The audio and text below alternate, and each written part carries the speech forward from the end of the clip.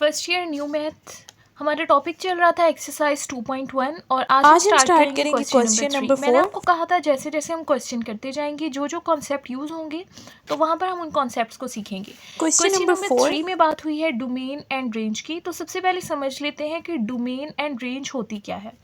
सबसे पहले मैं आपको ये बता देती हूँ कि डोमेन एंड रेंज जो है वो रियल नंबर में होती है, रियल नंबर्स में। ठीक है, रियल नंबर्स अब क्या होते हैं, रियल नंबर्स में कौन कौन से नंबर्स इंक्लूड होते हैं। रियल नंबर में नेगेटिव नंबर भी इंक्लूड होते हैं, रियल नंबर में पॉजिटिव नंबर्स भी सारे इंक्लूड होते हैं। नेगेटिव नंबर जैसा कि -9 या माइनस का आप कोई भी डिजिट ले लें, -100 कोई भी हो सकता है। और पॉजिटिव सारे डिजिट जैसा कि प्लस का 2, प्लस का 9, इस तरह से। ठीक है, उसके बाद फ्रैक्शन वाले जो सारे नंबर होते हैं, रेशनल नंबर जैसा कि 22/3, इस तरह से कोई भी फ्रैक्शन वाले नंबर होते हैं वो भी रियल नंबर में काउंट होते हैं। इसके अलावा जो इरेशनल नंबर होते हैं जैसा कि √6, इस तरह के जो नंबर हैं जो इरेशनल होते हैं वो भी हमारे पास रियल नंबर में काउंट होते हैं। और उसके बाद डेसिमल वाले नंबर वो भी हमारे पास रियल नंबर में काउंट होते हैं। लेकिन वो नंबर जो रियल नंबर में काउंट नहीं होते वो कौन से नंबर्स होते हैं, इस तरह से जो नंबर्स होते हैं जो इन्फिनाइट होते हैं। ठीक है, इन्फिनाइट नंबर जो होते हैं वो रियल नंबर में काउंट नहीं होते। तो ये एक होता है नेगेटिव इन्फिनाइट और एक होता है पॉजिटिव इन्फिनाइट। इसको हम इस तरह से लिखते हैं, इसका मतलब होता है लामहदूद, अनलिमिटेड। जैसा कि हम नंबर लाइन बनाते हैं तो ये देखिए यहाँ पर जैसे नंबर लाइन बनाई, सेंटर में आपको पता है 0 होता है, इस साइड पे प्लस के डिजिट होते हैं 1 2 3 अप टू सो ऑन। ये तो वैसे छोटी है नंबर लाइन, यहाँ पर हर डिजिट होगा, इनके दरमियान में पॉइंट वाले डिजिट भी होंगे। जैसा कि अगर 1 के बाद बात करें तो 1.2 होगा, 1.3, इस तरह से। और इनके दरमियान फ्रैक्शंस वाले भी सारे नंबर्स आ जाएंगे। और लास्ट में मतलब आपको पता है काउंटिंग कहीं पर स्टॉप नहीं होती, तो यहाँ पर ये पॉजिटिव इन्फिनाइट तक जाएगी। ठीक है, और इस साइड पे अगर हम नेगेटिव की बात करें -1 -2 इसे चलते जाएंगे नेगेटिव इन्फिनाइट तक जाएगी। ठीक है, तो इसमें जो होता है ना, रियल नंबर का जो सेट होता है वो माइनस इन्फिनाइट से पॉजिटिव इन्फिनाइट तक होता है। अब इस ब्रैकेट का क्या मतलब है, इस ब्रैकेट का मतलब है कि माइनस इन्फिनाइट से पॉजिटिव इन्फिनाइट के दरमियान में जो नंबर आते हैं वो रियल नंबर में काउंट है। ये माइनस इन्फिनाइट काउंट नहीं होगा, ना ही ये पॉजिटिव इन्फिनाइट इसके अंदर काउंट होगा। इस ब्रैकेट का मतलब ये होता है। ठीक है, तो अब देखते हैं नेक्स्ट कि किसी भी क्वेश्चन की या इक्वेशन की आप डोमेन और रेंज किस तरह से फाइंड कर सकते हैं। तो डोमेन इस तरह का नंबर होता है, आप लेट करें आपके पास ये एक मशीन है, इस मशीन के अंदर आप कोई भी मटेरियल डालते हैं। फॉर एग्जांपल अगर आप कोई चीज़ बना रहे हैं, फॉर एग्जांपल आप प्लास्टिक की बॉल्स बना रहे हैं, आप प्लास्टिक का मटेरियल जो होगा लिक्विड फॉर्म में वो आप इस मशीन के अंदर डालेंगे और इस मशीन के अंदर से जो है वो जो भी आपको प्रोडक्ट चाहिए होगा, जो भी आप बना रहे हैं, तो आपका यहाँ से प्रोडक्ट बाहर आएगा। ठीक है, जो भी चीज़ आपने मशीन के अंदर डाली है वो हमारे पास क्या होती है, इनपुट होती है, यानी कि जो चीज़ आपने उसके अंदर पुट की है, या फिर उसको हम कहते हैं मैथ्स की फॉर्म में डोमेन। और फिर प्रोसेस होने के बाद जो हमें प्रोडक्ट मिला है उसको हम कहते हैं आउटपुट, या फिर हम उसको कहते हैं उसकी रेंज। तो यहाँ पर हम कॉन्सेप्ट को पढ़ेंगे डोमेन एंड रेंज का। मैं आपको यहाँ से एक एग्जांपल से भी बता देती हूँ। फॉर एग्जांपल हमारे पास एक क्वेश्चन है 2x + 1। अब यहाँ पर इस x की जगह पर जो चीज़ मैं पुट करूँगी वो हमारे पास क्या होगी, डोमेन होगी। और जो हमारे पास आंसर आएगा वो क्या होगी, रेंज होगी। फॉर एग्जांपल यहाँ पर मैं पुट कर देती हूँ 1। ठीक है, डोमेन हमारे पास क्या होगी, 1। अब आप पुट करें इस क्वेश्चन में 1, 2 1 2 + 1, 2 1 2 + 1, ये कितना हो गया, 3। अब ये जो 3 इसका आंसर आया ये हमारे पास क्या है, रेंज। तो इसका मतलब ऐसे समझिए एक मशीन थी, इसमें हमने ये नंबर पुट किया 1 और हमारे पास आंसर क्या आ गया, 3 आ गया। तो इस तरह से कॉन्सेप्ट चलेगा डोमेन एंड रेंज का। क्वेश्चन नंबर 4 का क्वेश्चन नंबर 1 देखें, find the domain and range. अब आपको यहाँ पर इसकी डोमेन एंड रेंज फाइंड करनी है। तो अब डोमेन में आपने ऐसे नंबर्स का सेट लिखना है जो आप इसमें पुट कर सकते हैं। ठीक है, आपने जस्ट चेक ये करना है कि आपका आंसर जो है वो इन्फिनाइट ना आए, यानी ये पॉजिटिव इन्फिनाइट या नेगेटिव इन्फिनाइट हमारा आंसर नहीं आना चाहिए। ठीक है, तो अब देखिए आप इसमें कौन कौन से नंबर्स पुट कर सकते हैं। अगर आप चेक करें आप इसमें कोई भी नंबर पुट कर सकते हैं, यानी कि माइनस इन्फिनाइट से पॉजिटिव इन्फिनाइट के दरमियान। इस ब्रैकेट का मतलब होता है कि ये दोनों शामिल नहीं है, इसके दरमियान वाला आप कोई भी नंबर इसके अंदर पुट कर सकते हैं। तो ये हमारे पास क्या होगी, इसकी डोमेन होगी। और आंसर्स में भी हमारे पास कोई भी आंसर इसका आ सकता है इन रियल नंबर्स में से, माइनस इन्फिनाइट से पॉजिटिव इन्फिनाइट तक, या फिर आप इसका आंसर ऐसे भी लिख सकते हैं रियल नंबर। इसका आंसर क्या हो जाएगा, रियल नंबर। ठीक है, लेकिन आगे हम कुछ क्वेश्चंस पढ़ेंगे जिसमें आप हर वैल्यू पुट नहीं कर सकते, सारे रियल नंबर्स पुट नहीं कर सकते। अब आप नेक्स्ट सीखेंगे तो फिर आपको ये क्लियर हो जाएगा। क्वेश्चन नंबर 2 देखें। क्वेश्चन नंबर 2 है स्क्वायर रूट x+2। अब देखें हमारा आंसर, असल हमने रेंज चेक करनी होती है। देखें रेंज जो होती है हमारे पास, वो यहाँ पर अगर हमारे पास आंसर जो है माइनस में आ जाए इस स्क्वायर रूट के अंदर, फॉर एग्जांपल आ जाता है -1, तो आपको पता है -1 जो होता है वो आयोटा के इक्वल होता है। इसी तरह से अगर -2 आ जाए तो ये हो जाएगा आयोटा स्क्वायर रूट 2। ठीक है ना। तो ये आयोटा जो होता है ये रियल नंबर के अंदर नहीं होता, तो हमें जस्ट चाहिए होता है real number domain and range में। तो हमने कोशिश ये करनी है कि स्क्वायर रूट के अंदर हमारे पास माइनस वाला नंबर नहीं आना चाहिए आंसर में, यानी डोमेन जब हम पुट करेंगे तो हमने इसमें ऐसे नंबर पुट करने हैं कि जब हमारे पास इसका आंसर आए तो वो माइनस में ना आए। ठीक है, तो अब आप चेक करते हैं। तो चेक किस तरह से करेंगे, हमें जो है माइनस में वैल्यू नहीं चाहिए, तो हमें कौन सी वैल्यू चाहिए, प्लस में चाहिए, यानी कि 0 से बड़ी चाहिए या 0 चाहिए, 0 से छोटी नहीं चाहिए, माइनस में नहीं चाहिए। तो आप लेट कर लें कि हमें ये जो x+2 है ये माइनस में नहीं चाहिए, ग्रेटर देन इक्वल टू 0 चाहिए। ग्रेटर देन इक्वल टू 0 में 0 आएगा और 0 से बड़े यानी पॉजिटिव डिजिट्स आएंगे। अब यहाँ से इसका आंसर फाइंड कर लेते हैं। x is greater than equal to -2 दूसरी +2 दूसरी साइड पर जाकर हो जाएगा -2, यानी कि हमारे पास हम डोमेन में कौन से नंबर पुट कर सकते हैं, -2 पुट कर सकते हैं, या ये ग्रेटर का साइन है -2 से बड़े। तो हमारे पास यहाँ से डोमेन क्या बनेगी, डोमेन हमारे पास हो जाएगी कि आप क्या पुट कर सकते हैं। देखिए -2 भी उन्होंने कहा पुट कर सकते हैं, तो आप ये वाली ब्रैकेट लगाएंगे। इस बॉक्स ब्रैकेट का मतलब होता है कि -2 भी आप पुट कर सकते हैं। अगर यहाँ पे ये इस इक्वल का साइन ना होता, यानी कि ये इस तरह से होता है x इज़ ग्रेटर देन 2 -2, तो हम ये वाली ब्रैकेट यूज़ करते हैं। इसका मतलब है जैसे यहाँ पर है x जो है वो -2 से बड़ा होना चाहिए, -2 नहीं होना चाहिए, तो हम इसमें ये राउंड ब्रैकेट यूज़ करते हैं। इसका मतलब -2 इसमें शामिल नहीं है। लेकिन अब यहाँ पर आगे ग्रेटर देन इक्वल टू, यानी -2 भी हो सकता है और उससे बड़े सारे डिजिट्स, तो यहाँ पर हम ये वाली बॉक्स ब्रैकेट लगाएंगे। इसका मतलब है -2 भी इसमें शामिल है, -2 पुट कर सकते हैं हम, या फिर और इससे बड़ी सारी वैल्यूज़, बड़ी वैल्यू इस साइड पर आएगी यानी पॉजिटिव इन्फिनाइट तक, और इसके बाद आपने ये वाली ब्रैकेट लगानी है। इसका मतलब है पॉजिटिव इन्फिनाइट से पहले वाले नंबर आएंगे, पॉजिटिव इन्फिनाइट नहीं आएगा। तो ये हमारे पास हो गई इसकी डोमेन। और देखिए मैंने आपको कहा था कि हमारे पास आंसर में नेगेटिव नंबर नहीं आने चाहिए, जस्ट पॉजिटिव नंबर आने चाहिए।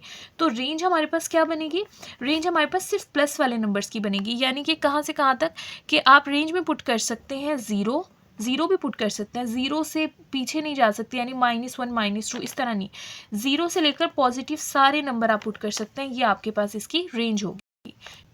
क्वेश्चन नंबर 3 की बात करते हैं। क्वेश्चन नंबर 3 में यहाँ पर हमारे पास दो वैल्यूज़ हैं, इनकी अलग अलग आपको जो है ना देखना पड़ेगा डोमेन एंड रेंज। अब देखिए यहाँ पे अगर हम बात करें 6x+7 की, तो यहाँ पर ये जो हमें ये वैल्यूज़ दी हुई है ये डोमेन दी हुई है, यानी कि इसकी डोमेन आपको फाइंड करने की ज़रूरत नहीं है, ये क्वेश्चन में खुद बताई हुई है कि इसकी डोमेन क्या होगी।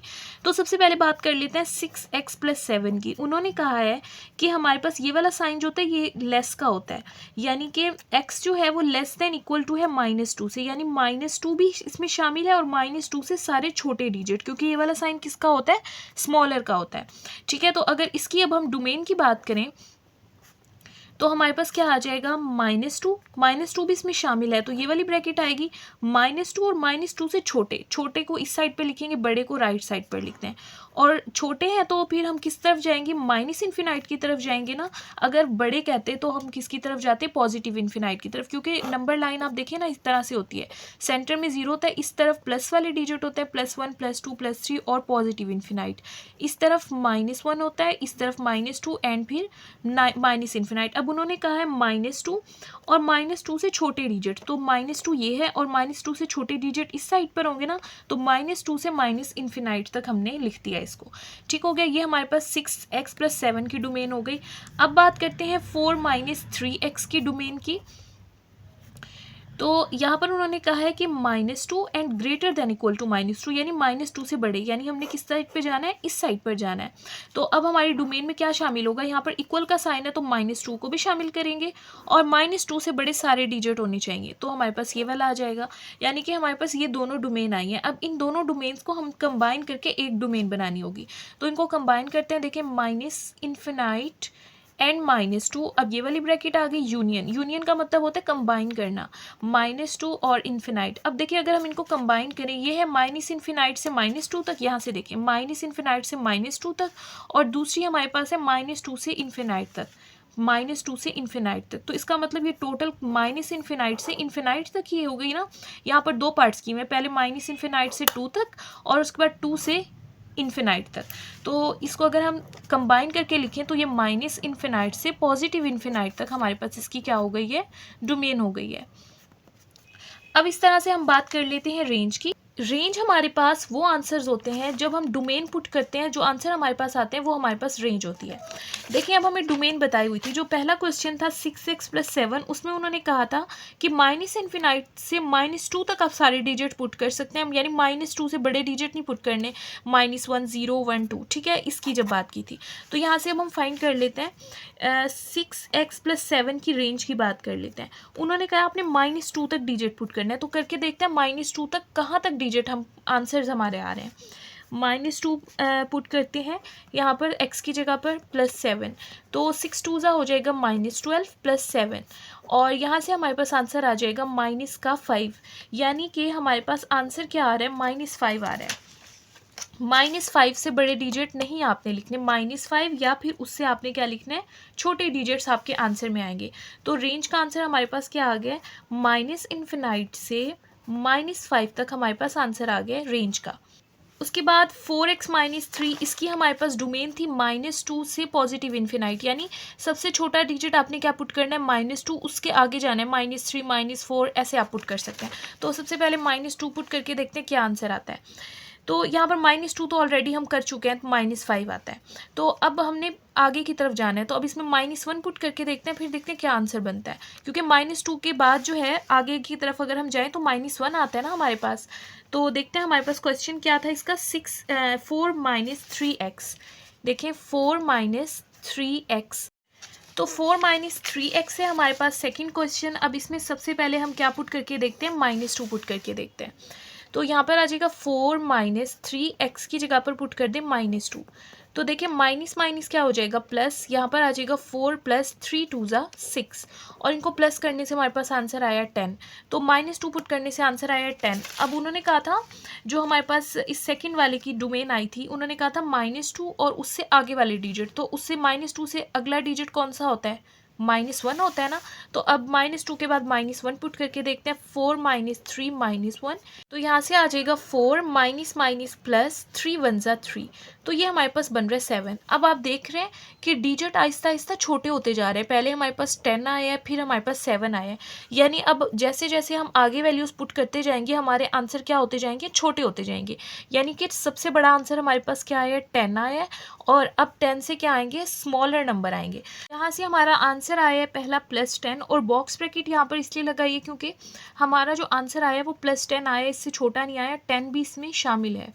10 और फिर उससे छोटे डिजिट आएंगे, छोटे डिजिट के लिए हम माइनस इन्फिनाइट की तरफ जाते हैं, ठीक है। तो अगर आप इसको अरेंज करके लिखें तो माइनस वाली वैल्यू पहले आएगी, माइनस इन्फिनाइट से +10 तक, ठीक है। तो ये हमारे पास सेकेंड वाले की रेंज आ गई है। तो अब दोनों की रेंज को कंबाइन करते हैं। पहली रेंज हमारे पास आई थी माइनस इन्फिनाइट से -5 तक, और दूसरी रेंज हमारे पास आई है माइनस इन्फिनाइट से +10 तक। तो अब देखें, पहले अगर आप नंबर लाइन पर भी इस तरह देखें, ये हमारे पास होता है माइनस इन्फिनाइट, ये होता है प्लस इन्फिनाइट, सेंटर में हमारे पास होता है 0, इस साइड पर नेगेटिव नंबर होता है -1 -2 -3 -4 -5 एंड -6, और इस साइड पर जो होता है हमारे पास प्लस के डिजिट होते हैं 1 2 3 4 5 6 7 8 9 10, आगे भी 100 इस तरह चलते जाते हैं। देखिए पहली जो है वो हमारी है माइनस इन्फिनाइट से -5 तक, यानी माइनस इन्फिनाइट से -5 यहाँ तक है, और दूसरी है माइनस इन्फिनाइट से -10 तक। तो यहाँ से लाइन लगाएं माइनस इन्फिनाइट से -10 तक। तो टोटल आंसर ये वाला भी तो इसके अंदर शामिल है ना, तो टोटल आंसर हमारे पास क्या बन जाएगा, माइनस इन्फिनाइट से +10 तक, क्योंकि माइनस इन्फिनाइट से -5 भी इसके अंदर आता है। क्वेश्चन नंबर 4 देखें, वो हमारे पास है gx = mod x - 5। वैसे तो ये क्वेश्चन सिंपल है, आप इसमें कोई भी नंबर पुट कर सकते हैं रियल नंबर में से, ठीक है। तो इसकी डोमेन जो होगी हमारे पास वो हमारे पास हो जाएगी रियल नंबर। यानी आप रियल नंबर में से कोई भी नंबर पुट कर सकते हैं, या फिर रियल नंबर के सेट को हम इस तरह लिखते हैं, माइनस इन्फिनाइट से पॉजिटिव इन्फिनाइट तक आप कोई भी नंबर इसमें पुट कर सकते हैं। ठीक है, इसमें कोई रिस्ट्रिक्शन नहीं है, क्योंकि आप जो भी नंबर पुट करेंगे हमारा जो आंसर आएगा वो जो है नेगेटिव इन्फिनाइट या पॉजिटिव इन्फिनाइट नहीं आता, क्योंकि ये वाले नंबर हमें नहीं चाहिए होते, इनके सेंटर वाले चाहिए होते हैं। अब देखें, अगर हम बात करते हैं रेंज की इसमें, तो ये जो है हमारे पास मॉड, ये मॉड जो होता है, अगर हमारे पास कोई वैल्यू नेगेटिव में भी आ जाए तो ये उसको पॉजिटिव कर देता है। फॉर एग्जांपल, अगर मॉड के अंदर यहाँ पर आ जाए -1 आपने पुट किया एक्स की जगह पर, यहाँ पर आ गया -1 और यहाँ पर आ गया -5, -1 और -5 कितना हो जाएगा, -6 हो जाएगा ना। लेकिन मॉड जो होता है माइनस को एब्जॉर्ब कर लेता है, ये हमारे पास 6 बन जाएगा। यानी आप मॉड में कोई भी वैल्यू पुट कर दें, माइनस की आ जाए तो माइनस जो होगा यहाँ से एब्जॉर्ब हो जाता है, वो वैल्यू क्या हो जाती है, प्लस की हो जाती है। तो हम इसमें कोई भी वैल्यू पुट करें, जब हमारे पास इसके आंसर्स आएंगे तो आंसर्स हमेशा प्लस में आएंगे, या ज़ीरो होगा या प्लस के डिजिट्स होंगे, माइनस वाला कोई डिजिट नहीं आएगा। तो इसका आंसर हमारे पास होगा, ज़ीरो से स्टार्ट होगा, यानी ज़ीरो भी इसमें शामिल होगा, और ज़ीरो से लेके पॉजिटिव इन्फिनाइट तक हमारे पास इसके आंसर्स बनेंगे इस मॉड की वजह से। जब भी आपके पास फ्रैक्शन वाली वैल्यू आ जाए तो उसको सॉल्व करने का एक ही मेथड है डोमेन एंड रेंज फाइंड करने का, वो मैं आपको समझा देती हूँ। क्वेश्चन नंबर 5 हमारे पास है x+2/3 - x। सबसे पहले आपने देखना है जो फ्रैक्शन के नीचे आपके पास वैल्यू होगी, यहाँ पर क्या है 3 - x, उसको आपने इक्वल पुट कर देना है 0 के। ठीक है, ये पहला स्टेप है। उसके बाद यहाँ से देखें 3x को आप दूसरी साइड पर ले जाएं, माइनस है उस साइड पे जाकर प्लस हो जाएगा, तो x का आंसर आपके पास क्या आ गया 3। अब ये जो है ना, ये हमें डोमेन के बारे में बताएगा। किस तरह से बताएगा, यानी कि वो कहते हैं डोमेन में जो है आप 3 पुट नहीं कर सकते, बाकी आप रियल नंबर में से कुछ भी पुट कर दें। तो इसकी डोमेन हमारे पास क्या बनेगी, डोमेन हमारे पास होगी रियल नंबर में से आप माइनस कर दें 3 को, यानी रियल नंबर सारे आप पुट कर सकते हैं सिवाय 3 के। रियल नंबर में से 3 को निकाल दें, बाकी सारे पुट कर दें। तो ये हमें किस तरह से पता चला, आपने 3 - x को 0 के इक्वल पुट करना है, तो हमें यहाँ से डोमेन मिल जाएगी। ठीक हो गया। उसके बाद अब बात करते हैं इसकी रेंज की। जब हमें रेंज फाइंड करनी होगी तो रेंज फाइंड करने के लिए आप ये वाला क्वेश्चन लिखेंगे, हमारे पास है x+2/3 - x। आपको पता है जो भी फंक्शन होता है वो y के इक्वल होता है, तो इसको y के इक्वल पुट कर दें। अब देखिए यहाँ पर 3 - x है, उस साइड पर जाकर मल्टीप्लाई हो जाएगा, y 3 - x is equal to x+2। y को 3 से मल्टीप्लाई करें हो जाएगा 3y, x को y से मल्टीप्लाई करें xy हो जाएगा is equal to x+2। x वाली वैल्यूज़ को एक साइड पे कर लें, यहाँ पर है 3y +2, दूसरी साइड पर जाकर हो जाएगा -2। यहाँ पर पहले से है x, ये वाला x इस साइड पर आएगा तो ये प्लस का हो जाएगा x+y। इन दोनों में से x को कॉमन ले लें तो हमारे पास x बाहर आ जाएगा, यहाँ पर रह जाएगा 1 और यहाँ पर आ जाएगा y, क्योंकि x बाहर चला गया। यहाँ पर आ गया 3y - 2। हमें यहाँ से x की वैल्यू फाइंड करनी है, तो देखें यहाँ पर ये जो x है इसको इस साइड पर रहने दें, और यहाँ पर है 3y - 2, वो भी इस साइड पर रहेगा। ये जो 1 + y है यहाँ पर x के साथ मल्टीप्लाई हो रहा है, दूसरी साइड पर आकर क्या हो जाएगा, डिवाइड हो जाएगा। 3y - 2 1 + y। अब बिल्कुल ऐसे ही जैसे हमने डोमेन में किया था, डोमेन फाइंड करने के लिए जो डिनोमिनेटर था उसको 0 के इक्वल पुट किया था ना। अब यहाँ पर ये जो आपने 1 + y है इसका डिनोमिनेटर है, इसको भी 0 के इक्वल पुट कर देना है। जब आपके पास x का आंसर आ जाएगा उसके बाद 1 + y को आप 0 के इक्वल पुट करें, y इज इक्वल टू 1 दूसरी साइड पर जाकर माइनस का हो जाएगा। तो यहाँ पर जो ये आंसर आया y - 1, इसका मतलब है रेंज में आप रियल नंबर का आंसर सब आएंगे सिवाय -1 के, यानी कि हमारे पास इसकी रेंज क्या बनेगी, रेंज हमारे पास इसकी होगी रियल नंबर -1, यानी रियल नंबर में 1 नहीं आएगा, बाकी सारे नंबर्स आएंगे, वो हमारे पास रेंज बनेगी। तो डोमेन और रेंज फाइंड करने का तरीका एक ही है, लेकिन रेंज फाइंड करने से पहले आपने ये वाला प्रोसेस करना है। चाहे तो आप ये प्रोसेस रफ पर कर लें, हमें जो क्वेश्चन में पूछा जस्ट आपने डोमेन एंड रेंज बता देनी है, ये आप रफ पर कर सकते हैं प्रोसेस। ठीक है, तो ये समझ आ गया होगा आपको कि अगर फ्रैक्शन की आपके पास कोई वैल्यू आ जाए तो उसकी डोमेन एंड रेंज हम किस तरह से फाइंड करते हैं। क्वेश्चन नंबर 5 देखें, यहाँ पर हमें जो है ए और बी फाइंड करना है। इक्वेशन हमें गिवन है। सबसे पहले इक्वेशन लिख देते हैं। f ऑफ x जो है हमारे पास इक्वल है x की 3 - ax² plus B x plus 1 के। यहाँ से हमें उन्होंने बताया एफ ऑफ 2 जो है वो -3 के इक्वल है। तो यहाँ से हम जो है एफ ऑफ 2 फाइंड करते हैं पहले। यहाँ पर उन्होंने कहा है एफ ऑफ 2 -3 के इक्वल है। तो यहाँ पर एक्स की जगह पर आप 2 पुट कर दें, यानी इस इक्वेशन में जहाँ भी एक्स है उसकी जगह पर आप 2 लिख दें। तो इसको करते हैं, यहाँ पर एफ एक्स की जगह पर हम लिख देते हैं 2, यहाँ पर भी एक्स की जगह पर लिख देते हैं 2 की पावर 3 आ जाएगा, माइनस ए एक्स की जगह पर आ जाएगा 2, उसका स्केयर है, प्लस बी एक्स की जगह पर आ जाएगा 2 + 1। इसको सॉल्व करें तो एफ ऑफ 2 जो है वो इक्वल आ जाएगा, 2 को 3 टाइम्स मल्टीप्लाई करें, 2 2 ज़ा 4 एंड 4 2 ज़ा 8 माइनस ए 2 मल्टीप्लाई बाई 2, 2 2 ज़ा हो जाएगा 4 प्लस 2 को बी से मल्टीप्लाई करें 2 भी हो जाएगा plus 1, 8 minus 4a plus 2b plus 1। यहाँ से 8 एंड प्लस 1 ये हो जाएगा 9 माइनस 4a प्लस 2b। ये हमारे पास आंसर आ गया एफ ऑफ 2 का। यहाँ पर उन्होंने कहा था एफ ऑफ 2 जो है वो बराबर है -3 के, तो आप एफ ऑफ 2 की जगह -3 लिख सकते हैं ना। तो यहाँ पर एफ ऑफ 2 की जगह लिख दें -3 is equal to 9 minus 4a plus 2b। ठीक है, तो ये -3 जो है इसको आप इस साइड पर ले जाएं तो यहाँ पर हो जाएगा 9 और -3 उस साइड पर जाकर हो जाएगा +3, और ये जो 4a और 2b है इसको इस साइड पर ले आएँ। 4a इस साइड पर आकर प्लस का हो जाएगा और 2b इस साइड पर आकर माइनस का हो जाएगा। 9 + 3 जो है हमारे पास हो जाएगा ये 12 is equal to 4a minus 2b। ये हमारे पास एक इक्वेशन फाइंड हो गई है। ठीक है, बल्कि ऐसा करें इस इक्वेशन को फर्दर सॉल्व कर लें, यहाँ से और यहाँ से 2 कॉमन ले लें, यहाँ पर आ जाएगा 2 कॉमन आएगा तो 4 को 2 से डिवाइड करें, यहाँ पर 2 आ जाएगा a, यहाँ से 2 बाहर चला गया तो यहाँ पर रह जाएगा b और यहाँ पर है 12। इस 2 को यहाँ पर ले जाएं, डिवाइड हो जाएगा 2a minus b is equal to 12 divide by 2, 2 1 ज़ा 2, 2 6 ज़ा 12, 2a minus b is equal to 6। इसको नाम दे दें इक्वेशन नंबर 1 का। ठीक है, तो ये इक्वेशन नंबर 1 बन गई है, मजीद सिंप्लीफाई हो गई है। उसके बाद देखिए यहाँ पर उन्होंने कहा था f-1 जो है वो 0 के इक्वल है। अब इस इक्वेशन में हम x की जगह पर -1 पुट करके देखते हैं।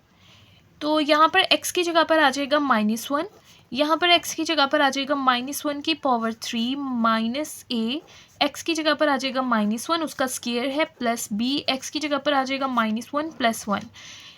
F of -1 is equal to, देखिए माइनस की पावर अगर ऑड हो यानी माइनस को आप 3 टाइम्स मल्टीप्लाई करें, minus multiply by minus multiply by minus, तो देखिए माइनस माइनस क्या हो जाएगा plus, and plus minus again क्या हो जाएगा माइनस। ठीक है, तो यहाँ पर माइनस आ जाएगा और 1 की power 1 multiply by 1 multiply by 1 1 ही होता है। यहाँ पर है जब -a, माइनस को 2 टाइम्स मल्टीप्लाई करें, माइनस मल्टीप्लाई बाय माइनस क्या हो जाएगा प्लस हो जाएगा, और यहाँ पर प्लस आ गया और 1 का स्केयर 1 ही होता है, प्लस माइनस हो जाएगा -b प्लस 1, +1 एंड -1 कैंसिल हो गए, प्लस माइनस हो जाएगा माइनस, a को 1 से मल्टीप्लाई करें तो a आ जाएगा, -a and -b is equal to f-1। यहाँ पर उन्होंने कहा था f-1 0 के इक्वल है, तो f-1 की जगह 0 पुट कर दें, 0 is equal to -a and -b। ठीक है, तो अब देखिए -a एंड -b को इस साइड पर ले आए तो ये दोनों प्लस के हो जाएंगे, a प्लस b। 0 को इस साइड पर ले आए तो 0 ही रहेगा, क्योंकि 0 के साथ ना ही प्लस होता है ना ही माइनस होता है। तो ये हमारे पास आ गई इक्वेशन नंबर 2। अब आपने इस इक्वेशन नंबर 1 और इक्वेशन नंबर 2 को यूज़ करना है।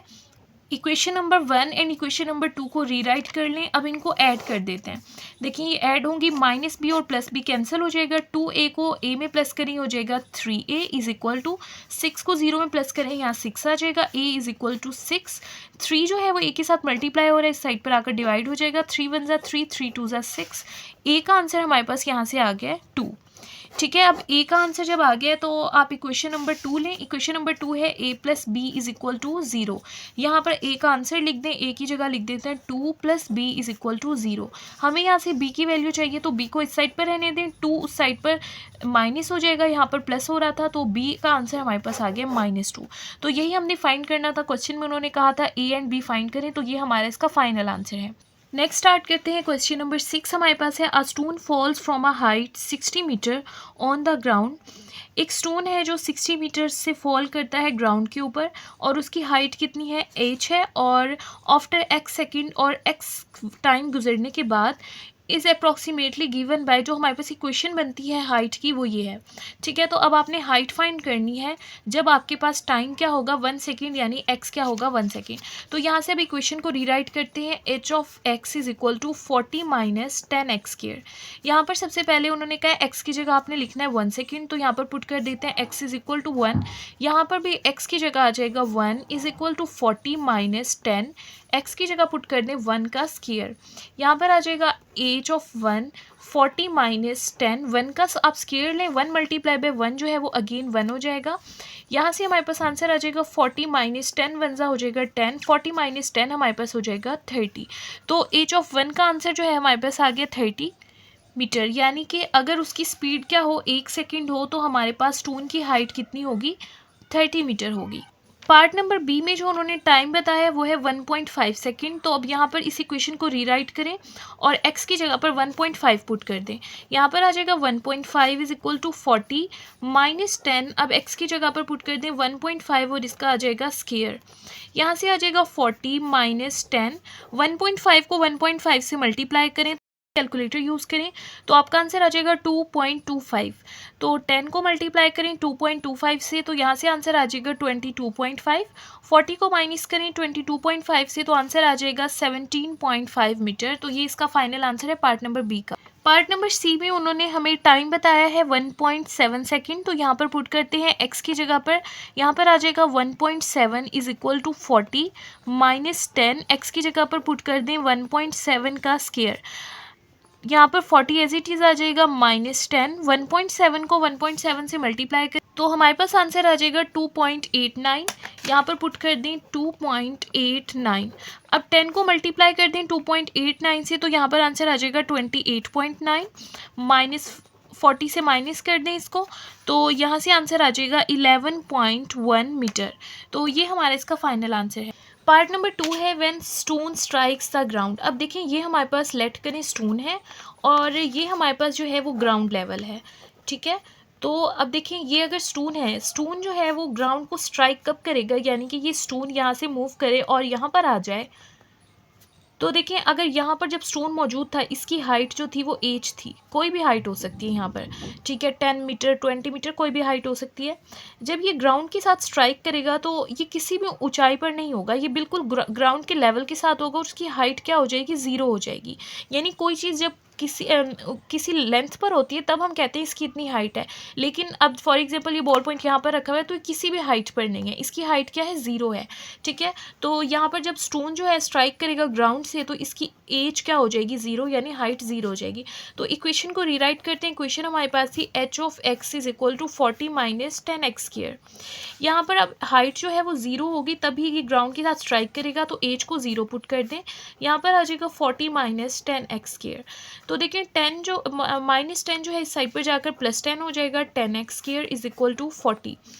यहाँ पर रह जाएगा एक्स स्क्वायर 40 और 10 इस साइड पर मल्टीप्लाई हो रहा था, इस साइड पर आकर डिवाइड हो जाएगा, 10 1 ज़ा 10 एंड 10 4 ज़ा 40। यहाँ पर आंसर आ गया X square is equal to 4। तो यहाँ से बोथ साइड से स्क्वायर रूट अप्लाई करें, स्क्वायर रूट से कैंसिल होगा और जब स्क्वायर रूट अप्लाई करते हैं तो यहाँ पर क्या आ जाता है प्लस माइनस आ जाता है। यहाँ पर रह जाएगा एक्स और 4 का आप स्क्वायर रूट लें तो हमारे पास आंसर आ जाता है 2, साथ में है प्लस माइनस, यानी हमारे पास आंसर आया है एक्स इज इक्वल टू +2 और एक्स इज इक्वल टू -2। देखिए एक्स जो है ना, अगर आप ऊपर भी देखें यहाँ पर जो हमें एक्स की वैल्यूज दी हुई थी ये सेकंड में दी हुई थी, यानी एक्स जो है वो टाइम को डिनोट कर रहा है हमारे पास। और टाइम जो है वो कभी भी नेगेटिव नहीं हो सकता, टाइम जो होता है हमेशा पॉजिटिव में होता है। तो आप यहाँ पर लिखेंगे ये वैल्यू जो है ये हमारे पास क्या है, इम्पॉसिबल है। तो ये हमारे पास इसका क्या होगा, करेक्ट आंसर होगा। यहाँ पर इसके साथ आप लिख देंगे सेकेंड के एक्स जो है हमारे पास क्या होगा 2 सेकेंड होगा। क्वेश्चन नंबर 7 स्टार्ट करने से पहले ये ज़रूरी है कि हम टाइप्स ऑफ फंक्शन को पढ़ लें, क्योंकि यहाँ पर टाइप्स ऑफ फंक्शन यूज़ होंगी। तो सबसे पहले तो आप ये देख लें कि फंक्शन क्या होता है। ठीक है, फंक्शन जो है बेसिकली हमें बताता है the dependence of one quantity on other, कि एक क्वांटिटी दूसरी क्वांटिटी पर किस तरह से इफ़ेक्ट करती है या एक क्वांटिटी दूसरी क्वांटिटी पर किस तरह से डिपेंड करती है। फॉर एग्जांपल मैं आपको एग्जांपल देती हूँ। हमारे पास एक फंक्शन है f ऑफ x। अब ये फंक्शन है x का, यहाँ पर है x + 2। अब ये जो फंक्शन है ना, ये x पर डिपेंड करता है। किस तरह से डिपेंड करता है, देखें यहाँ पर हम x की जो वैल्यू पुट करेंगे तो हमारे पास फंक्शन का या फिर इस इक्वेशन का आंसर उसी हिसाब से आएगा। फॉर एग्जांपल अब आप x की जगह 1 पुट कर दें यहाँ पर, तो यहाँ पर आ जाएगा f(1) = 1 + 2 और यहाँ पर इसका आंसर क्या आ गया 3। तो इसका मतलब इस 1 की वजह से इसका आंसर 3 आए। ये 3 जो है वो किसके ऊपर डिपेंड कर रहा है, 1 के ऊपर डिपेंड कर रहा है। इसी तरह से अगर मैं x की जगह पर 2 पुट कर दूँ तो यहाँ पर आ जाएगा 2 + 2 और ये हो जाएगा 4। तो अब देखें 2 की वजह से क्या आंसर आ रहा है 4। तो ये जो 4 है ये किस पर डिपेंड कर रहा है, 2 पर डिपेंड कर रहा है। तो जो दो क्वांटिटीज़ आपस में एक दूसरे के ऊपर जब डिपेंड करती हैं तो उसको हम क्या कहते हैं, फंक्शन कहते हैं। अब फंक्शंस की टाइप पढ़ लेते हैं कि किस तरह से होती हैं। सबसे पहली टाइप जो हम यहाँ पर पढ़ेंगे वो हमारे पास है 1-1 फंक्शन। तो अब देखिए पहले तो मैं आपको ये बता दूं, जब हमारे पास आंसर आते हैं, जैसे हमने x पुट किया 1 और उसका आंसर हमारे पास क्या आया है 3, तो हम उसको इस तरह ऑर्डर पेयर में लिखते हैं, यानी x पुट करने से हमारा आंसर क्या आया है 3 आया है। और यहाँ पर देखिए 2 पुट करने से हमारा आंसर क्या आया था 4 आया था। तो यहाँ पर इस तरह लिखेंगे 2 पुट करने से हमारा आंसर 4 आया था। तो ये जो दो हैं ये हमारे पास ऑर्डर पेयर बने, तो इसको इस तरह से लिखते हैं 1 पुट करने से आंसर 3 आएगा और 2 पुट करने से आंसर 4 आएगा। इस तरह से आप आगे और वैल्यूज़ भी ले सकते हैं, 3 पुट करने से क्या आएगा। तो इस तरह से ये हम सेट बनाते हैं। ठीक है, देखें अब जो वैल्यूज़ हमने पुट की थी यहाँ पर पहले हमने खुद से लिखा 1, फिर हमने लिखा खुद से 2। ठीक है, जो चीज़ें हम खुद से पुट करते हैं उसको हम कहते हैं डोमेन। पहले भी हम पढ़ चुके हैं, डोमेन कहते हैं। और जो आंसर हमारे पास आते हैं उसको हम कहते हैं कोडोमेन या फिर रेंज। जो पॉसिबल आंसर हमारे पास आएंगे, जैसा कि मैंने यहाँ पर पहले पुट किया 1 और फिर पुट किया 2। 1 पुट करने से मेरे पास आंसर क्या आ रहा था 3 और 2 पुट करने से हमारे पास आंसर क्या आ रहा था 1। तो ये इस तरह से ये आपस में मैपिंग हो रही है, यानी कि डोमेन वो नंबर्स हैं जो आप खुद से पुट करते हैं और जो उसके आंसर आते हैं वो रेंज होते हैं। आपने 1 पुट किया तो हमारे पास आंसर आया 3 और 2 पुट करने से हमारे पास आंसर आया 4। अब 1-1 फंक्शन क्या होता है, यानी 1-1 फंक्शन ऐसा फंक्शन होता है जहाँ पर हर डोमेन की अलग अलग रेंज हो, यानी कि ऐसा ना हो कि जो है 1 का आंसर भी 3 आ रहा हो, 2 का आंसर भी 3 आ रहा हो। हर नंबर जो है वो अलग अलग नंबर के साथ मैप कर रहा हो। जब हर किसी की सेपरेट मैपिंग होती है तो उसको हम कहते हैं 1-1 फंक्शन। ठीक है, अगर इस तरह से हो जाए, फॉर एग्जाम्पल यहाँ पर है 1, कोई भी क्वेश्चन हो सकता है, यहाँ पर है 2, यहाँ पर है 3। अगर आप 1 पुट करें और 1 का आंसर भी हमारे पास 2 आ रहा हो और 2 पुट करें 2 का आंसर भी हमारे पास 2 आए, तो ये हमारे पास 1-1 फंक्शन नहीं होगा। ये क्या है, नॉट 1-1। 1-1 के नाम से ही जाहिर है, जब हर लफ्ज़ की, जो हर नंबर की अलग अलग मैपिंग होगी, हर डोमेन की एक अलग रेंज होगी, तो वो हमारे पास क्या होता है 1-1 फंक्शन होता है। 1-1 फंक्शन के दो नाम है। 1-1 फंक्शन को हम इंजेक्टिव फंक्शन भी कहते हैं। ठीक है, तो ये आपने याद रखना है, क्वेश्चंस में यूज़ होगा। क्वेश्चन नंबर 7 में सबसे पहले आपने इस फंक्शन की डोमेन एंड रेंज फाइंड करनी है। सिंपल फंक्शन है तो इसकी डोमेन जो होगी वो हमारे पास होगी रियल नंबर और इसकी रेंज जो होगी वो भी हमारे पास क्या होगी, रियल नंबर होगी। ठीक है, तो ये सिंपल है, domain and range part number 1 हो गया। पार्ट नंबर 2 देखें, is the function f is 1-1। अब आपने ये बताना है कि जो फंक्शन है 3x - 5 ये 1-1 है या नहीं है। अब देखिए 1-1 फंक्शन में मैंने आपको बताया था कि हर डोमेन का जो है वो अलग अलग आंसर आना चाहिए रेंज का। ठीक है, ऐसा नहीं होना चाहिए कि एक आप डोमेन पुट करें और 2 डोमेन के लिए सेम आंसर आ रहे हो, तो ऐसा नहीं हो सकता इसमें। तो अब चेक कर लेते हैं क्या हर वैल्यू पुट करने से अलग अलग आंसर आएंगे या कोई वैल्यू ऐसी आ रही है जिसके सेम आंसर भी आ रहे हैं। तो देखिए क्वेश्चन हमारे पास है 3x - 5। अब आप देखिए मैं पुट करती जाती हूँ, पहले हम पुट करते हैं x = 1। तो 1 पुट करने से आ जाएगा 3 × 1 = 3 - 5, तो ये हो जाएगा 3 × 1 = 3 - 5, तो यहाँ से आंसर आ जाएगा -2। और फिर अब 2 पुट करके देखेंगे, हो जाएगा 3 2 - 5, 3 2 हो जाएगा 6, 6 - 5 हो जाएगा 1। अब इसके बाद आप पुट करके देख लें, माइनस की कोई वैल्यू चले पुट कर लेते हैं, -1 पुट कर लें तो यहाँ पर आ जाएगा 3 - 1 - 5। यहाँ पर देखें 3 1 हो रहा है -3 एंड -5 ये हो रहा है -8। यानी आप इसकी जो भी वैल्यू पुट कर रहे हैं हर वैल्यू के लिए अलग अलग आंसर आ रहा है, और यही तो 1-1 फंक्शन होता है कि हर वैल्यू के लिए अलग अलग आंसर आए। तो हम यहाँ पर लिख देंगे yes it's is a 1-1 function because equal output implies equal inputs, यानी कि जितनी हमारे पास इनपुट्स हैं उतनी ही आउटपुट इनपुट्स आ रही हैं, हर इनपुट के लिए अलग अलग आउटपुट आ रही है, तो ये हमारे पास 1-to-1 फंक्शन। उसके बाद देखिए पार्ट नंबर 3 में वो कहते हैं कि अब आपने ये चेक करना है कि जो क्वेश्चन था हमारे पास 3x - 5 ये ऑन टू है या नहीं है।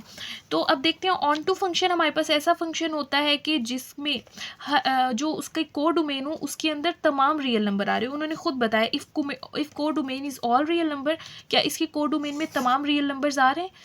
तो देखते हैं because for every real number Y there exist X, इसकी जो रेंज है, आपने अभी रेंज देखी ना, पीछे हमने क्वेश्चन में रेंज देखी, रेंज इसकी क्या आ रही थी हमारे पास, रियल नंबर आ रही थी ना रेंज, यानी इसकी रेंज में तमाम नंबर्स आ रहे हैं, कोई नंबर ऐसा नहीं है जो इसकी रेंज में ना आ रहा हो, तो इसकी रेंज में तमाम नंबर्स आ रहे हैं, तो इसका मतलब ये हमारे पास क्या है, ऑन टू फंक्शन है। अगर कोई ना कोई एक ऐसा नंबर होता जो इसकी रेंज में ना आ रहा होता तो वो हमारे पास क्या हो जाता है, इनटू फंक्शन हो जाता है। ये चीज़ आपने याद रखनी है, ठीक है। अगर इसकी रेंज में रियल नंबर है इसकी रेंज, तो ये हमारे पास ऑन टू फंक्शन है। अगर इसकी रेंज रियल नंबर सारे नहीं आ रहे, कोई ना कोई रियल नंबर इसमें नहीं आ रहा है, तो हम कहेंगे ये इनटू फंक्शन है।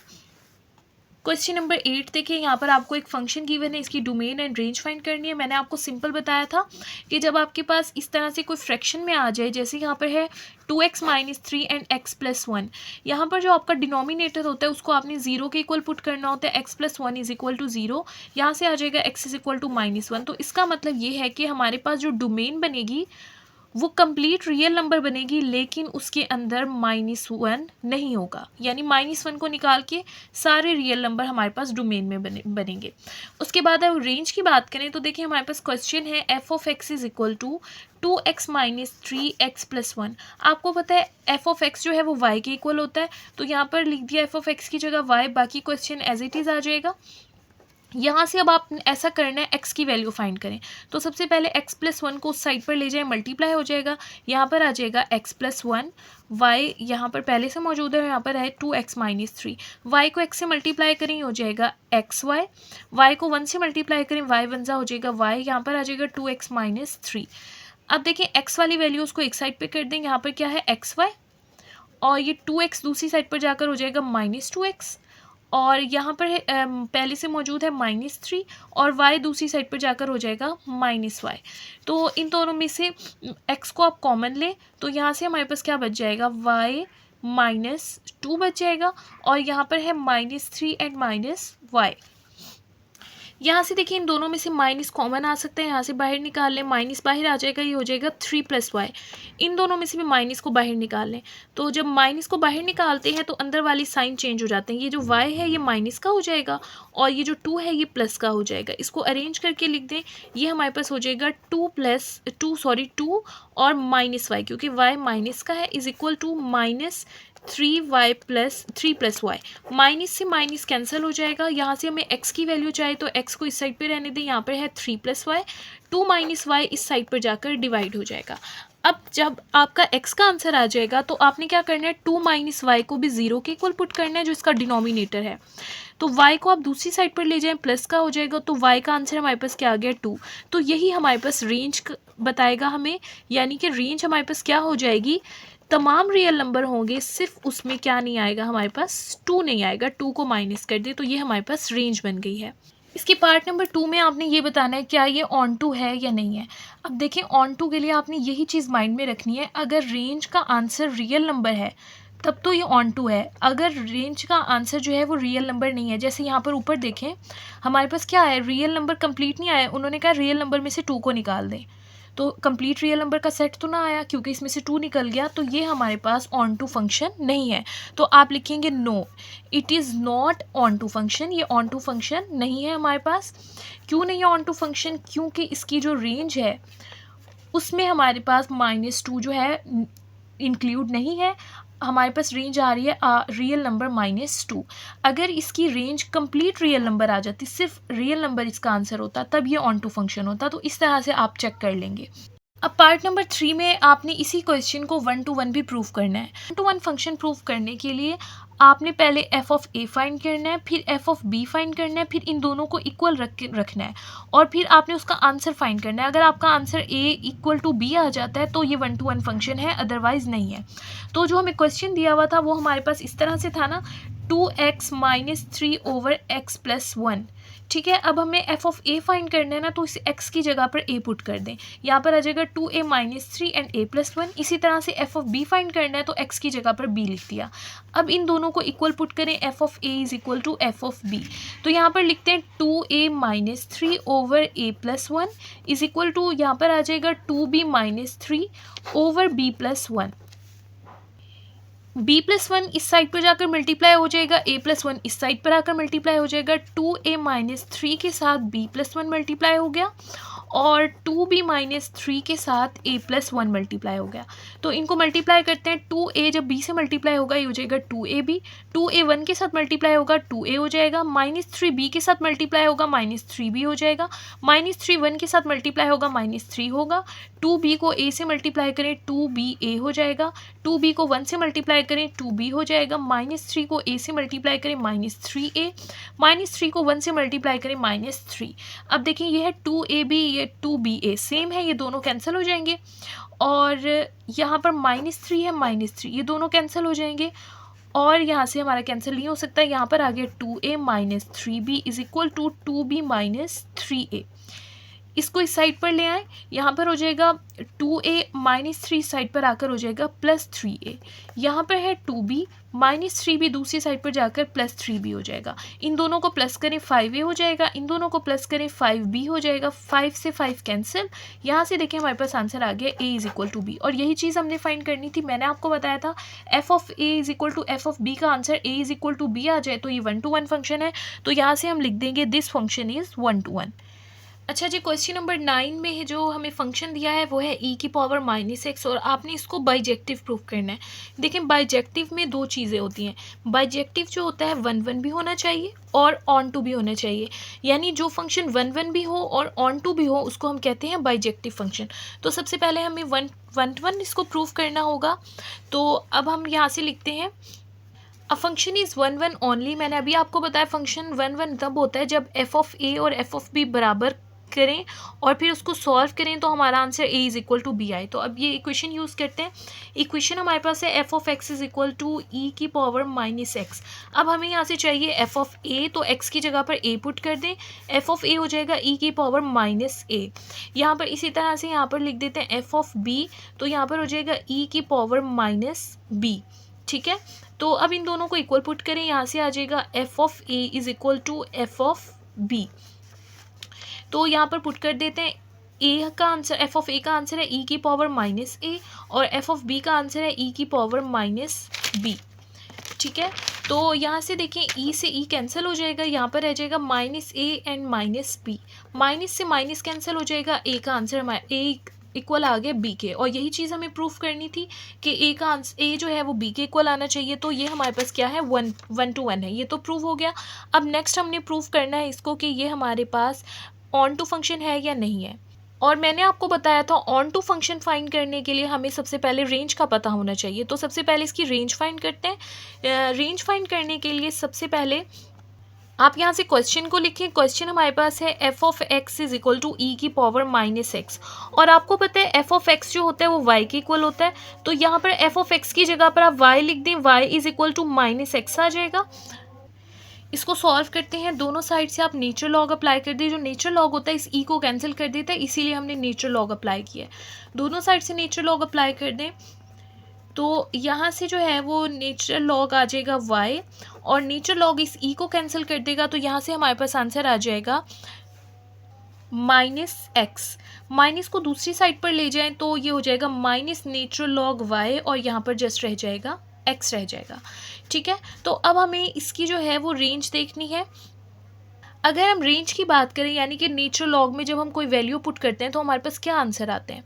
तो देखिए जब हम नेचुरल लॉग में कोई भी वैल्यू पुट करें तो हमारा आंसर कभी भी नेगेटिव नहीं आता, यानी हमारा आंसर पॉजिटिव रियल नंबर्स में आता है। लॉग की वैल्यूज़ के आंसर जो है नेचुरल लॉग के कभी भी नेगेटिव नहीं आते।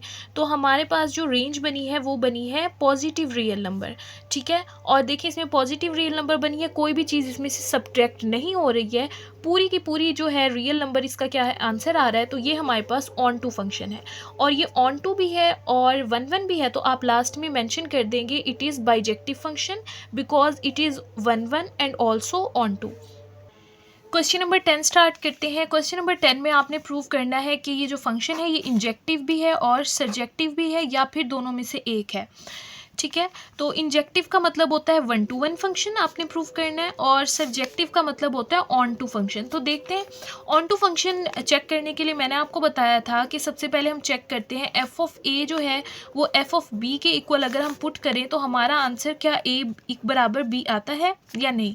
तो चेक करते हैं, हमारे पास क्वेश्चन है G X is equal to X की पावर 3 माइनस 3x। अब ये फंक्शन f भी हो सकता है g भी हो सकता है, इस चीज़ से आपने परेशान नहीं होना। यहाँ पर मैंने f लिखा है तो यहाँ पर g भी हो सकता है। तो अब यहाँ पर जैसे f of a is equal to f of b लिखा है तो अब हम पहले क्या फाइंड करेंगे, g ऑफ a, इसको g कर लें, इस चीज़ से कोई फर्क नहीं पड़ता, फंक्शन का नाम कोई भी हो सकता है। g ऑफ a बराबर है g ऑफ b के, तो सबसे पहले g ऑफ a फाइंड करते हैं। यहाँ पर x की जगह लिख दें a की पावर 3 और यहाँ पर भी x की जगह आ जाएगा a। अब बात करते हैं g ऑफ b की। g ऑफ b में यहाँ पर x की जगह पर पुट कर दें b of 3 minus b 3b। अब आपने जी ए और जी बी को इक्वल पुट करना है। यहाँ पर पुट करते हैं जी ए हमारे पास है a की power 3 minus 3a, G B हमारे पास है b की पावर 3 माइनस 3b। तो अब देखें इन वैल्यूज़ को इस साइड पर ले आए, यहाँ पर है a की पावर 3, b की पावर 3 साइड पर आकर माइनस का हो जाएगा, यहाँ पर है माइनस 3a, 3b इस साइड पर आकर प्लस का हो जाएगा, इज इक्वल टू 0। यहाँ से a की पावर 3 माइनस बी की पावर 3 का आपने फॉर्मूला पढ़ा होगा तो वो लिख देते हैं। a की पावर 3 माइनस बी की पावर 3 जो होता है वो हमारे पास इक्वल होता है a माइनस बी, a का स्क्वायर प्लस b का स्क्वायर प्लस ए बी के इक्वल होता है। तो ये हमने यहाँ पर इसका फॉर्मूला लिख दिया। इन दोनों में से देखें अगर आप -3 को कॉमन निकाल लें, यहाँ पर सॉरी b था, तो यहाँ पर क्या बचेगा, -3 बाहर चला गया तो यहाँ पर जस्ट रह जाएगा a। और आपको पता है जब हम माइनस बाहर निकालते हैं तो अंदर की अलामत चेंज होती है, ये प्लस होगा तो ये माइनस हो जाएगा, 3 बाहर चला गया तो यहाँ पर रह जाएगा b इज इक्वल टू 0। यहाँ से देखें ये एक वैल्यू है और ये एक वैल्यू है, इन दोनों में से a माइनस b बाहर निकाल लें, इसमें से क्या बच गया, a का square plus A B plus B square. अब यहाँ से भी a माइनस बी बाहर चला गया तो यहाँ पर जस्ट क्या रह गया, -3 इज इक्वल टू 0। अब यहाँ से देखें, यहाँ से पुट करते हैं a माइनस बी भी इक्वल है 0 के, a square plus A B plus B square -3 equal है 0 के। और तो यहाँ से देखें a माइनस बी को दूसरी साइड पर ले जाए प्लस हो जाएगा, यानी a बराबर आ गया b के। लेकिन दूसरी इक्वेशन में ऐसा नहीं हो रहा है, ठीक है, एक इक्वेशन प्रूव हो रही है और दूसरी इक्वेशन हमारे पास प्रूव नहीं हो रही। इसका answer a is equal to B आ रहा है, इसका आंसर नहीं आ रहा है इक्वल टू b। तो ये हमारे पास इंजेक्टिव यानी 1-1 फंक्शन नहीं होगा। क्यों नहीं होगा, यहाँ पर आप जो है मैं आपको एग्जांपल से भी समझा देती हूँ किस तरह से नहीं होता। इंजेक्टिव फंक्शन में मैंने आपको बताया था कि हर फंक्शन का जो आंसर है हर डोमेन की अलग अलग रेंज आनी चाहिए, यानी अगर आप कोई वैल्यू पुट करें तो हर का आंसर अलग अलग आना चाहिए। अब यहाँ से फॉर एग्जांपल मैं एग्जांपल लेती हूँ, यहाँ पर हमारे पास क्वेश्चन था G X is equal to X की पावर 3 माइनस 3x, यही हमारे पास क्वेश्चन था। अब आप लेट करें, यहाँ पर मैं 0 पुट कर देती हूँ, यहाँ पर आ जाएगा 0 की पावर 3 माइनस 3, यहाँ पर आ जाएगा 0, यहाँ पर भी हो जाएगा 0, 3 0 0, इसका आंसर आ जाएगा 0, यानी 0 पुट करने से हमारा आंसर क्या आ रहा है, 0 आ रहा है। अच्छा, अगर अब मैं यहाँ पर फॉर एग्जांपल हम पुट कर देते हैं स्क्वायर रूट 3, एक्स की जगह पर कोई भी वैल्यू ले सकते हैं ना आप, तो यहाँ पर पुट करके देखते हैं स्क्वायर रूट 3, यहाँ पर एक्स की जगह पुट कर दें स्क्वायर रूट 3 का क्यूब -3, यहाँ पर आ जाएगा स्क्वायर रूट 3। अब देखिए स्क्वायर रूट 3 की पावर 3 है, आप इसको ऐसा लिख सकते हैं स्क्वायर रूट 3 की पावर 2 अलहदा कर दें और एक स्क्वायर रूट 3 अलहदा लिख दें, क्योंकि 2 + 1 अगेन 3 हो जाएगा और यहाँ पर है 3 स्क्वायर रूट 3।